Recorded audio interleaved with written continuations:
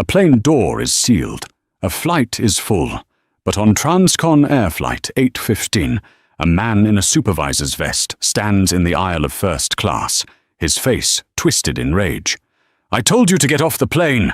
He snarls at the black woman in seat 1A. "I will have you dragged off." The cabin is silent. The woman just looks at him, her eyes like ice. "No," she says. Just then, the cockpit door opens. The captain steps out, looks at the supervisor, and his voice cuts through the tension. "This plane," the pilot says, "is not moving 1 inch until you get off my aircraft." The hum of the LAX terminal was a familiar, grating symphony to Dr. Evelyn Reed. It was the sound of recycled air, rolling suitcases, and the anxious murmur of thousands of people pretending they weren't just molecules being hurtled through the sky. For Evelyn, it was the sound of another checkpoint, another hurdle between her and the most important meeting of her life. She sat in the flagship Ascend lounge of Transcon Air, not that it offered much peace. She was dressed in comfortable, understated black travel trousers, a simple silk blend top, and a lightweight cashmere cardigan. On her feet were designer flats, chosen for the inevitable sprint between terminals, not for impressing anyone. Her hair was pulled back in an elegant, functional bun. To the casual observer, she was just another traveler. An organized one, perhaps, but unremarkable. That was the point. When you are the founder and CEO of Astronova Dynamics, a $30 billion aerospace and AI firm, remarkable is exhausting. Remarkable meant smiling for cameras, shaking hands, and carrying the weight of 10,000 employees. Today, she just needed to be Passenger Reed. Her laptop was open. On the screen was the final presentation for Project Orion. It wasn't just a merger, it was a paradigm shift. If this deal, to be signed in New York in less than 12 hours, went through, Astronova would effectively control the next generation of satellite-based quantum communication. It was a deal that would make her company a legend. It was also a deal that a rival corporation, Helios Innovations, was desperately trying to torpedo. "The board at KKR is nervous," whispered her CFO, Richard, over her AirPods. "Helios is spreading rumors we can't deliver. They're saying you're just a figurehead, that the tech isn't stable." "They're scared, Richard," Evelyn said, her voice low and smooth. "Let them be. Once I'm in that boardroom, I'll handle it. Just make sure the data packets are secure." "Will do. Safe flight, Evelyn. The car will be waiting at JFK." She disconnected the call and looked at her boarding pass on her phone. "Read, Dr. Evelyn. Seat 1A. Priority 1. She closed her laptop just as the boarding announcement began. As she zipped her bag, a man in a sharply pressed Transcon supervisor's uniform walked past her seating area. His name tag read, Mark Jensen. He was a man in his late 40s with a military short haircut and a sour, pinched expression, as if he'd just swallowed lemon rind. He was scanning the lounge, his eyes flicking over the patrons. His gaze landed on Evelyn. He didn't see a CEO. He didn't see a doctor. He didn't see a Priority 1 first-class passenger. He saw a black woman in simple clothes sitting in the exclusive section of the lounge, and his mind, constricted by a lifetime of petty prejudices, filled in the blanks with its own ugly ink. He saw someone who didn't belong. Jensen walked over, his posture rigid. "Ma'am, I'm going to need to see your credentials for this lounge." Evelyn looked up, momentarily pulled from her thoughts on quantum encryption. "I'm sorry?" "This lounge is for first-class passengers and Diamond-tier members only," Jensen said, his voice loud enough for nearby passengers to turn their heads. "Your guest pass might have expired." Evelyn felt the familiar, weary prickle of irritation. It was the tax, as she called it, the constant, exhausting toll of having to prove her existence, her right to be in spaces she had more than earned. "I don't have a guest pass," she said, holding up her phone. The bright screen clearly showed Seat 1A. Jensen squinted at it, his expression not apologetic, but annoyed, as if she had inconvenienced him by being legitimate. "Mf. Fine. They're starting the boarding for Flight 815. You should head down."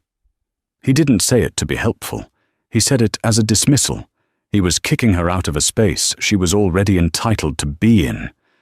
Evelyn stood up, refusing to let him see her anger. "Thank you for your assistance," she said, the words clipped and cold. She slung her designer leather tote over her shoulder, a bag that cost more than Jensen's monthly salary, and walked out of the lounge, feeling his eyes drilling into her back. Mark Jensen watched her go, a bitter taste in his mouth. He hated types like her, the ones who thought they were better than everyone, getting things they didn't deserve. He was the duty operations manager. He was in charge of this terminal, and he prided himself on order. And Dr. Evelyn Reed, whether her ticket was real or not, felt to him like a disruption of that order. He walked back to his podium near Gate 42B, his mind already turning a problem over. Flight 815. He tapped on his terminal. "Reed, Dr. Evelyn. Seat 1A. The system showed her as valid, but systems he knew could be wrong, or, with the right override codes, they could be made wrong. A small, cruel idea began to form. He was the manager. It was his job to handle irregularities, and he was suddenly very convinced that Dr. Evelyn Reed was an irregularity. Evelyn boarded the aircraft, the flight attendants in the galley greeting her with practiced plastic smiles. "Welcome aboard, Dr. Reed. Seat 1A is right this way. Can I get you a drink before takeoff?" "Just some water, thank you.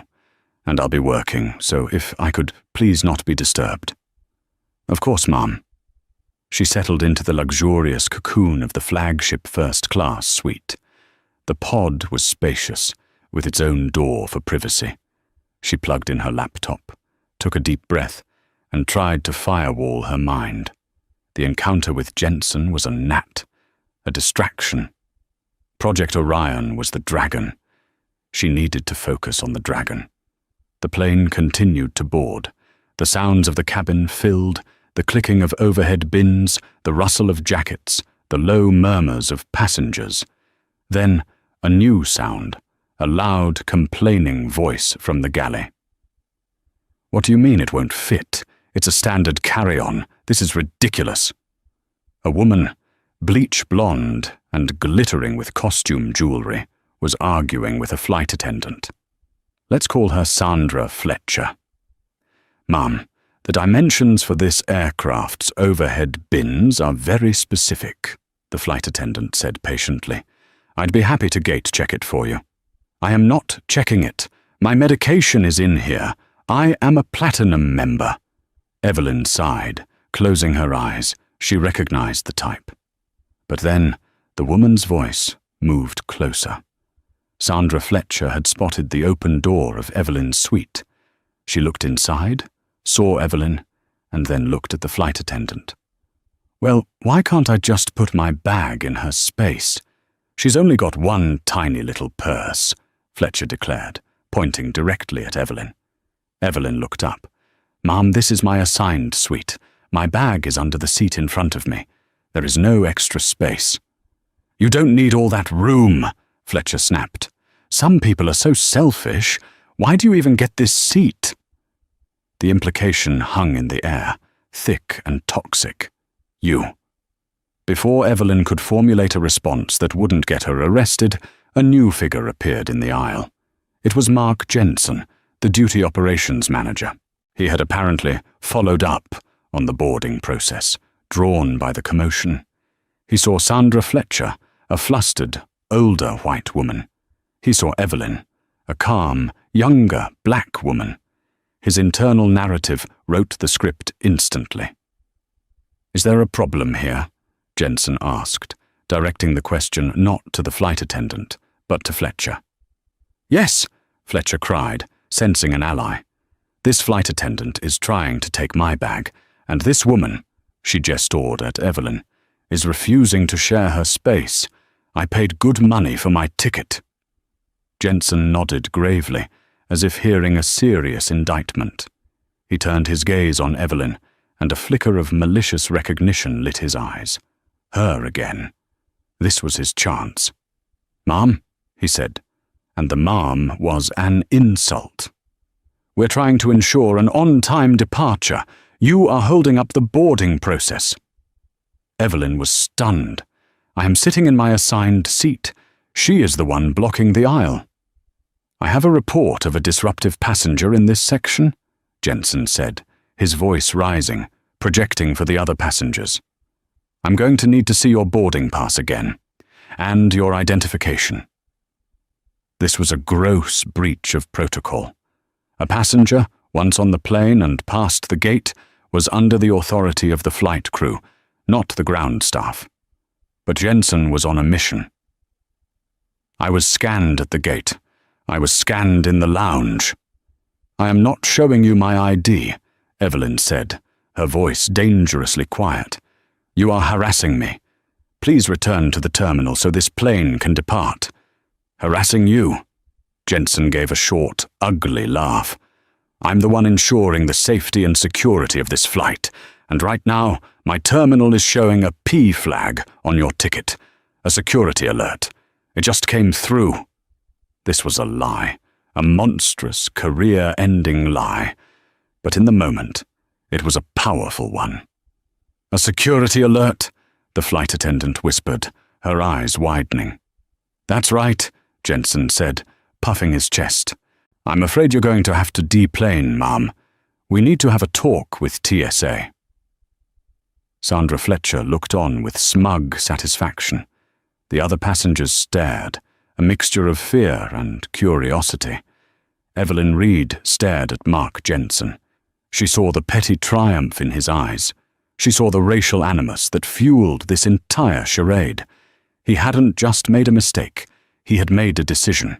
He had decided to ruin her day, her flight, and her multi-billion-dollar deal, all because he didn't like the color of her skin in first class.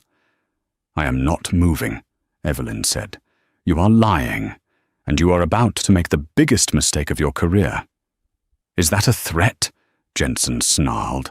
"That's it. You're non-compliant and making threats. I'm calling for your removal." He grabbed the small walkie-talkie on his shoulder. "This is Jensen at gate 42B. I need 2 officers to flight 814.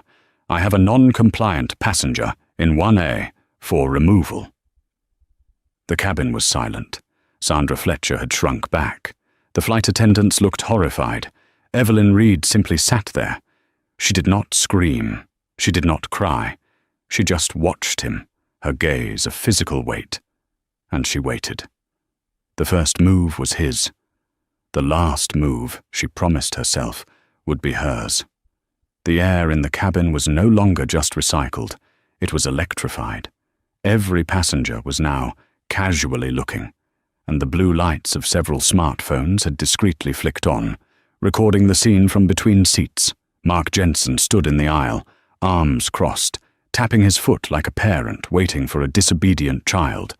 He had made the call. The power was, for this brief, intoxicating moment, entirely his. He was the guardian of the gate, the enforcer of the rules.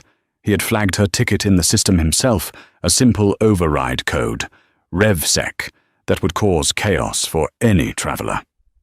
He'd erase it later, claiming a computer glitch. By then she'd be in a holding room, and the flight would be long gone. Evelyn felt the seconds ticking by. 10:30 a.m. The doors were supposed to close at 10:35.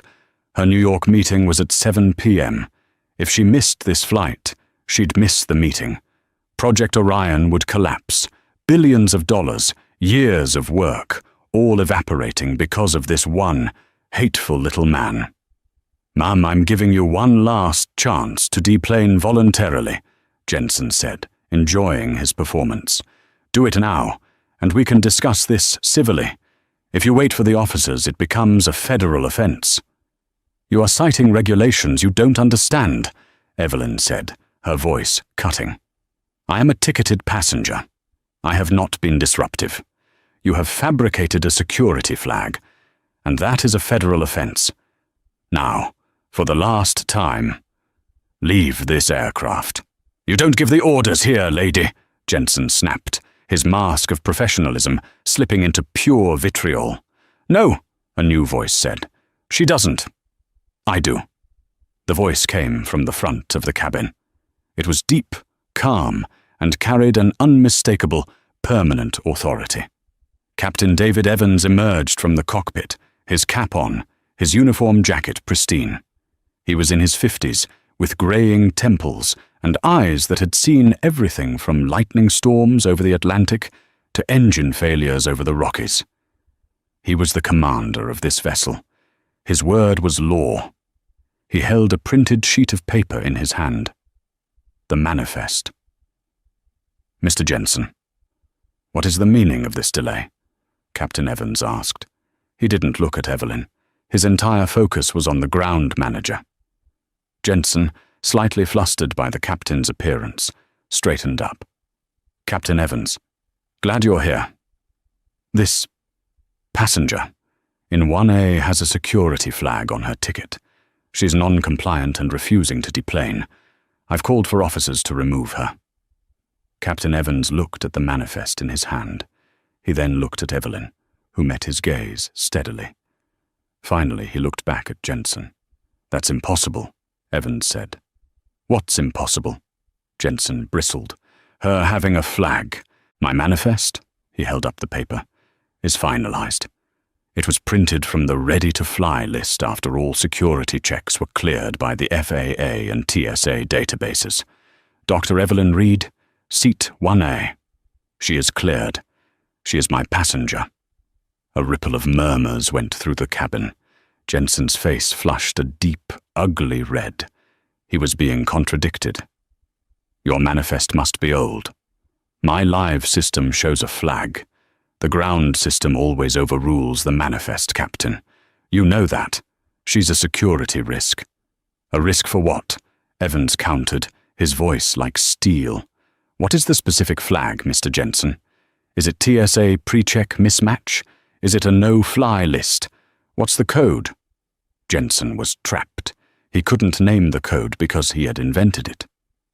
It's a level 4 internal, Captain. I can't disclose the details in a public cabin. Captain Evans took one step closer, invading Jensen's space. He was slightly taller, and the weight of his uniform, the 4 gold stripes on the shoulder boards, seemed to press down on the supervisor. A level 4 internal? That's interesting, Mark, because Transcon Air doesn't have a level 4 internal flag. We have S-check, crew alert, and TSA hold. You just made that up. The blood drained from Jensen's face. He was caught by the one man on the plane. He couldn't bully. Now, I don't know what game you're playing, Captain Evans continued, his voice dropping to a dangerous whisper, but you are on my aircraft. You are delaying a federal departure, and you are harassing a paying passenger. You have 60 seconds to get off my plane, or you will be the one being removed by the airport police I'm about to call. You can't talk to me like that, Jensen sputtered, his authority disintegrating. I am the duty manager. I'll have your pilot's license reviewed. You can try, Evans said, not flinching. But while you're writing your little report, my flight log is going to read, departure delayed 15 minutes due to ground staff harassment of a first-class passenger based on a fabricated security alert. How do you think your boss, Mr. Sterling, is going to feel about that? At that exact moment, 2 airport police officers, a man and a woman, appeared at the open door of the plane. You called for a removal? Jensen's face lit up in triumph. Yes. Officers, this passenger in 1A and now this captain are refusing to follow security protocol. Stop, Captain Evans commanded, holding up a hand. "Officers, I am Captain David Evans, commander of this aircraft. This is my passenger, Dr. Evelyn Reed. She is fully cleared on my manifest. This ground manager, Mark Jensen, is interfering with my crew and my departure on false pretenses. He is the one you need to remove." The officers froze. They were in a jurisdictional nightmare. The ground manager was telling them one thing. The captain, who is legally God on an airplane, was telling them another. "This is a he said situation, Captain," the male officer said nervously. "No, it's not," Evelyn Reed said, speaking for the first time. Everyone turned to her. She had her phone in her hand. It was not on a call. It was on the Transcon Air website, open to the Our Leadership page. He's an employee, and I'm a customer situation," Evelyn said. "But I think we need a tiebreaker. Captain Evans, you mentioned Mr. Sterling, the CEO of Transcon Air? Andrew Sterling?" Captain Evans nodded. "That's correct." "Good," Evelyn said. "Could one of you officers please hand Mr. Jensen my phone?" She held it out. The female officer, confused, took the phone and passed it to a fuming Mark Jensen. "What is this?" he spat. "That," Evelyn said, "is a picture of Andrew Sterling. I'd like you to look at it closely, Mr. Jensen, because in approximately 30 seconds, he's the man you're going to be explaining your Level 4 internal flag to, or, more accurately, to his assistant, who is currently on hold on my other phone." She held up her other device. The screen lit. The call log read, "Andrew Sterling, CEO, Transcon, connecting." The cabin of Flight 815 became a vacuum. All sound, all movement, all breath was sucked into the terrible, dense silence of the confrontation. Mark Jensen's brain stalled. He stared at the glowing name on Evelyn's second phone.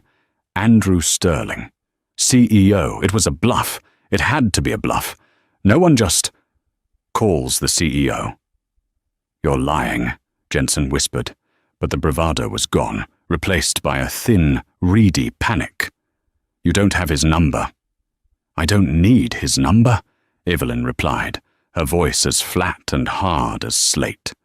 "Astronova Dynamics, my company, is finalizing our new $50 million corporate travel contract with Transcon. Andrew's executive assistant, a lovely woman named Diane, and I have been on the phone all week. She's expecting my call right now to confirm the details, but I think I'll talk to her about this instead." The name Astronova Dynamics hung in the air. Captain Evans's eyes widened almost imperceptibly. He knew that name. Everyone in aviation knew that name. They were the biggest new client Transcon had landed in 5 years. They built the guidance systems for half the planes in the sky. A passenger in seat 2B, a man in a rumpled suit who had been watching the entire exchange, suddenly gasped. He pulled out his own phone, typed something, and his face went white. "My God," the man said to no one in particular. "She's not lying. That's Dr. Evelyn Reed. She's on the cover of Forbes this month. The woman rebuilding the stars." The smartphones that had been discreetly filming were now held up high and proud. The curtain had been pulled back.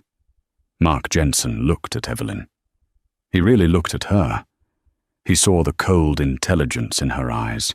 He saw the expensive, understated watch on her wrist. He saw the absolute, terrifying confidence of a person who was not asking for permission, but stating a fact. And he realized, with a lurching, stomach-dropping horror, that he hadn't targeted a random passenger. He hadn't targeted a figurehead. He had targeted the Queen. I, he stammered. The words wouldn't come. The Level 4 lie, the security flag, the override codes, it all flashed before his eyes, not as acts of authority, but as a chain of evidence. "Mr. Jensen," Captain Evans said, his voice now laced with undisguised contempt. "It seems you have made a grievous error." "It was a system glitch," Jensen yelped, grasping for the only excuse he had left. "The terminal. It must have. It's been lagging all day. I was just following protocol." "The protocol for a glitch?" Evelyn challenged. "Is the protocol to call officers for removal? Is it to accuse me of being non-compliant and disruptive? Is it to stand there and loudly announce I am a security risk? Because that doesn't sound like a glitch, Mr. Jensen. That sounds like a choice." She pressed a button on her phone. "Diane." "Yes, hello. It's Evelyn Reed. I'm fine, but I'm afraid we have a serious problem on Flight 815 at LAX. Jensen made a strangled noise, like an animal caught in a trap. "No, please, it was a mistake." He lunged, not at Evelyn, but at her phone, a desperate, reflexive attempt to stop the call. It was a fatal move. The male police officer, seeing a passenger, because on the plane, Jensen was no longer staff, just an intruder, lunge at another, reacted instantly. He grabbed Jensen's arm, twisted it behind his back in a textbook compliance hold, and slammed him against the bulkhead of the galley. "Don't move!" the officer shouted. "I'm the manager! I'm the manager!" Jensen shrieked, his face mashed against the plastic wall. "You're an individual interfering with a flight crew and assaulting a passenger," the officer grunted. "You're under arrest." Evelyn continued her call as if nothing had happened. "Yes, Diane. The duty operations manager, a Mr. Mark Jensen. He fabricated a security alert." "Oh yes, the police are here. They're handling him now. Could you please patch Mr. Sterling through? Thank you." Sandra Fletcher, the woman who had started the entire incident by complaining about her bag, had somehow managed to shrink to half her size. She was staring at her own, now useless, carry-on, seemingly wishing she could crawl inside it. Captain Evans looked at the scene. Jensen being cuffed, the shocked passengers, and Dr. Evelyn Reed, who was now calmly discussing the incident with the CEO of the airline as if she were ordering a coffee. He stepped to the side, allowing the officers to drag a blubbering, protesting Mark Jensen off the aircraft. As Jensen was pulled through the jet bridge, a new figure, a higher-level terminal director in a suit, was seen running toward the gate, his face a mask of panic. The pilot turned back to the cabin. He straightened his cap. "Folks," Captain Evans announced, his voice booming with restored order. "My sincere apologies for that irregularity. We seem to have resolved our ground staff issue. Flight attendants, please prepare the cabin for immediate departure." He paused and looked directly at Evelyn. He gave her a single, sharp, respectful nod. Evelyn nodded back, finishing her call. "Thank you, Andrew. Yes, I appreciate that. I'll see your team at JFK. Goodbye." She put her phone away, took a sip of the water that had been sitting on her tray for 20 minutes, and opened her laptop. Project Orion was back on. The aircraft door was sealed with a heavy, final thud. The pushback tug engaged, and Flight 815 finally began its journey, only 22 minutes behind schedule. As the plane taxied to the runway, the cabin was a bizarre mix of adrenaline, embarrassment, and relief. The passenger in 2B, who had identified Evelyn, was now excitedly typing on his phone, likely telling everyone he knew what he had just witnessed. The videos, Evelyn knew, would be uploading the second the plane's Wi-Fi connected. She didn't care. In fact, she counted on it. The lead flight attendant, a woman named Maria, approached Evelyn's suite with deep humility. "Dr. Reed," she said, her voice low, "on behalf of the entire crew, I cannot find the words to apologize for what you just endured." Evelyn looked up from her screen. She saw the genuine distress in the woman's eyes. "Maria, you and your team were professional. You were caught in the middle of a power play by a ground manager. This was not your fault. But we didn't stop him, Maria said, her guilt evident. He called the police, Maria. He was operating on a lie he controlled. You did what you could. The only person at fault is Mr. Jensen. And perhaps, she added, her gaze drifting for just a second to the back of the plane, the woman who felt entitled to my space. Speaking of which, a quiet drama was unfolding. Sandra Fletcher, the complainer, was being addressed by another flight attendant. She was not being coddled. "Ma'am," the flight attendant said firmly, "since you caused the initial disruption, and since your original seat seems uncomfortable, we are moving you. We have a lovely middle seat available for you in row 38, between two very large gentlemen." "But I'm platinum," Fletcher protested, her voice a pathetic whine. "And Dr. Reed is our executive premier client," the flight attendant retorted, the airline's hierarchy suddenly crystal clear. "You falsely accused a passenger, contributing to a security delay. We can either move you to row 38, or we can have you met by security at JFK for passenger interference. Your choice." Fletcher, utterly defeated, grabbed her bags and began the long, humiliating walk past the entire first-class and business-class cabin, heading to the very back of the plane. The karma, Evelyn noted, was already beginning its work. The plane took off, a powerful, roaring ascent that pushed everyone back into their seats. As they broke through the LA smog and into the brilliant, clean sunshine, Evelyn felt the tension finally drain from her shoulders. But the fight wasn't over. Her phone, now connected to the GoGo Wi-Fi, lit up. It was a private message from her CFO, Richard.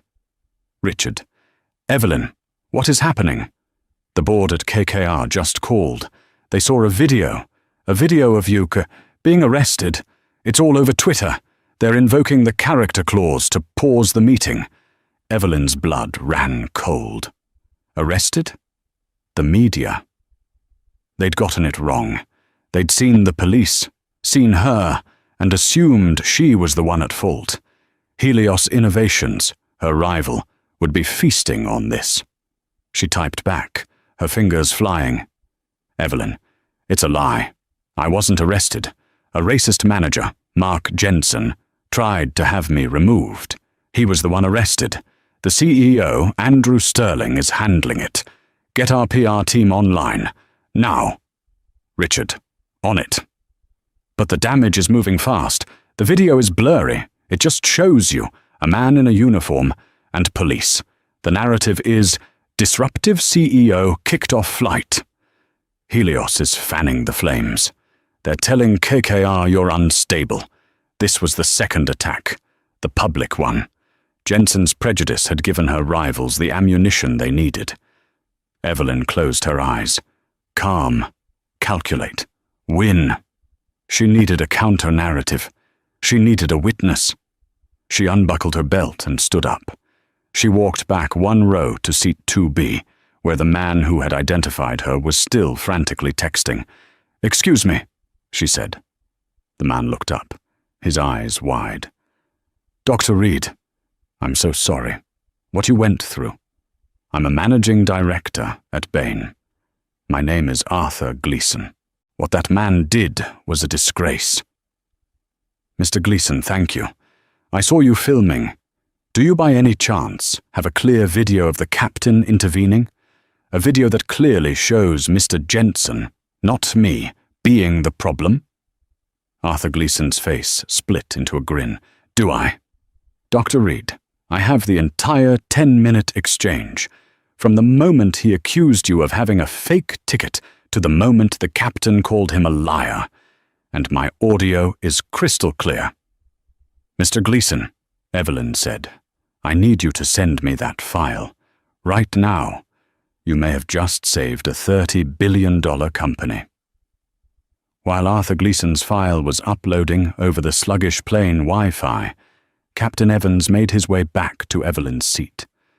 "Dr. Reed," he said quietly, leaning against the suite's partition, I wanted to apologize personally.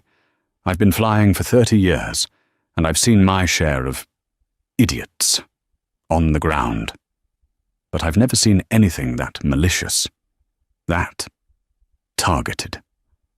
I'm glad I was there. Captain Evans, you did more than just be there, Evelyn said, looking at him with genuine respect. You didn't waver. You stood on principle, and you stood on protocol. You saved my company, and you saved my faith in this airline. Thank you. It's David, and it was my duty.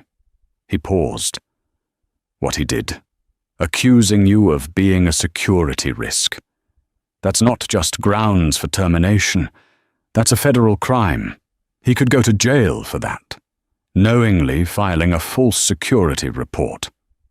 I intend to see that he does, Evelyn said. I'm not just doing this for me. I'm doing it for everyone who looks like me, who doesn't have a direct line to the CEO. He's done this before, David. I'd bet my company on it. This was just the first time he did it to someone who could fight back. Well, David said with a thin smile. He picked the wrong fight. The company is already asking for my full report. They're calling it a Code Red incident. They know who you are. Believe me, Dr. Reed, the hammer is coming down on Mark Jensen. The rest of the flight was a blur of frantic work. The video from Arthur Gleason finally arrived. It was perfect. It wasn't just a video, it was the video. It captured Jensen's sneer, his invented Level 4 flag, and Captain Evans' cold, authoritative takedown. Evelyn sent it to her PR team. Flood the zone, she ordered. Send it to Reuters, AP, Bloomberg. Send it to the aviation blogs. Correct the narrative. The story is not CEO arrested. The story is airline captain defends black CEO from racist manager. By the time Flight 815 began its descent into New York, the internet was on fire. The initial, blurry videos were now captioned with, "Update, it was the manager." The passenger from 2B, Arthur Gleason, was now a named witness. The hashtag Mark Jensen was trending, right next to Sanchez Captain Evans and Andau's Fly Transcon. The narrative had not just been corrected, it had been reversed, like a tidal wave. Transcon Air's stock, which had dipped 3% on the initial disruptive passenger news, suddenly rebounded, and then climbed 2%. The story was now one of a heroic pilot and a professional, composed CEO. The plane touched down at JFK, smooth as glass. As they taxied to the gate, Evelyn's phone buzzed. It was Richard again. "Richard, they're calling you a hero. The KKR board just sent a formal apology for reacting to unverified rumors. They said they admire your grace under pressure. The 7 p.m. meeting is on. They are," and I quote, "very eager to hear your presentation." Evelyn allowed herself a small, tight smile. The first battle was won. The fasten seatbelt sign pinged off. But before anyone could stand, Captain Evans's voice came over the intercom. "Ladies and gentlemen, we are at the gate. Before you deplane, I have one final announcement. We at Transcon, and I personally, would like to offer a special thank you to Dr. Evelyn Reed in Seat 1A. She endured a situation today with a level of professionalism and composure I have never witnessed. It was an honor to fly with you, Doctor. We hope you will be our guest again soon." The entire plane, first class, business, and even economy, erupted in spontaneous applause. It was thunderous. Evelyn stood, gathered her bag, and walked to the front. She paused at the cockpit door, which was open. Captain Evans was there. "Thank you, David," she said. "Go get him, Doctor," he replied, saluting her. Evelyn Reed stepped off the plane. She wasn't just a passenger anymore. She was a gladiator, and she was walking into the Colosseum. Waiting for her, right at the end of the jet bridge, was not just the car she'd been promised. It was Andrew Sterling, the CEO of Transcon Air, flanked by 3 panicked-looking executives. He was holding a bouquet of flowers and had an expression of profound corporate terror on his face. "Dr. Reed, Evelyn," Andrew Sterling said, rushing forward. He was a tall man, impeccably dressed, but he was sweating. "On behalf of every single employee at Transcon Air, I am mortified. I am disgusted. I am so deeply, profoundly sorry." Evelyn did not take the flowers. She just looked at him. "Andrew, thank you for meeting me. The employee, Mark Jensen, has been terminated," Sterling said quickly, as if rattling off a checklist of reparations. He was met by the LAPD and the FBI's Aviation Crimes Unit at the terminal. He is in federal custody. "Good," Evelyn said. "The incident it's catastrophic for us," Sterling stammered. The videos, Evelyn interrupted, show 2 things. They show an employee of yours engaging in a targeted, racist attack, and they show another employee, Captain David Evans, acting with integrity and authority. Which one, Andrew, represents Transcon Air?" Sterling saw the opening. "Captain Evans, absolutely. He represents the best of us. We are issuing a formal commendation and a significant bonus for his actions. He saved this company today." "He did," Evelyn agreed. "And what about the passenger, Miss Fletcher? The one who instigated the confrontation?" "Banned," Sterling said instantly. "She is banned from Transcon Air for life. Her account is flagged. Her name is on an internal watch list for passenger disruption." Evelyn nodded. "Good. Now, here is what I need, Andrew. I don't need flowers and I don't need apologies. I have a meeting in 1 hour to save my company, a meeting your employee almost cost me. I need a car, and I need a police escort to get me to Midtown in 30 minutes. Sterling snapped his fingers. "Done. It's waiting downstairs.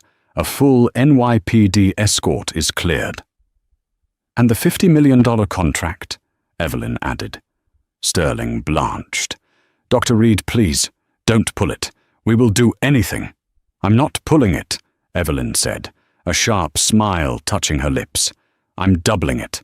And Transcon is going to give Astronova a 40% discount for the next 5 years. You will also be making a $10 million donation, in Mark Jensen's name, to the NAACP Legal Defense Fund. In exchange, I will issue 1 public statement, praising Captain Evans and stating that Transcon Air handled the incident with the seriousness it deserved." Sterling didn't even hesitate. "Done. Absolutely. Thank you, Dr. Reed. Thank you." He had just lost millions of dollars, but he knew, as he watched her walk away flanked by her escort, that she had just saved his entire airline from a brand implosion. 30 minutes later, Dr. Evelyn Reed walked into the 50th floor boardroom at KKR. The atmosphere was tense. The rival CEO from Helios Innovations, a smug man named Bill Salter, was there, having been invited to clarify his position. "Dr. Reed," the KKR chairman said, "you're late. We've been hearing about your difficult travels." Bill Salter smirked. "Yes, Evelyn. Sounds like you had a little trouble at the airport. Stress getting to you." Evelyn placed her laptop on the vast mahogany table. She looked at Salter, then at the board. "No trouble, Bill," she said. "Just a small operational delay. I was busy restructuring the ground management of Transcon Air's LAX terminal. It seems one of their managers disagreed with my seating assignment. He's currently discussing his managerial style with the FBI." The board members stared. The swagger fell off Bill Salter's face. Evelyn clicked the remote.